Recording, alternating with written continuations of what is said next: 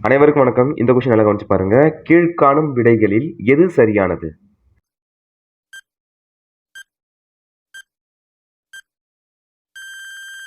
ஓரெழுத்து ஒருமொழி சொற்கள் மொத்தம் 42 இருக்கு. கேள்வி எப்படி வேணாலும் கேட்கறதுக்கு வாய்ப்பு இருக்கு. ஓரெழுத்து ஒருமொழி சொற்கள்ல நெடில் எழுத்துக்கள் 40ம் குறில் எழுத்துக்கள் 2ம் இருக்கு. குறில் எழுத்துக்கள் என்னென்னு பார்த்தோம்னா கடைசியா 41வது பாருங்க. நோ அதற்கு நோய், தூ அதற்கு உன். சரி, ஓகே, கான்செப்டுக்கு வந்துடலாம். ஃபர்ஸ்ட் சே கொடுத்துருக்காங்கல்ல, சேக்கு என்ன வரும்? சே அதற்கு உயர்வு. அப்ப சோ அதற்கு என்ன வரும்?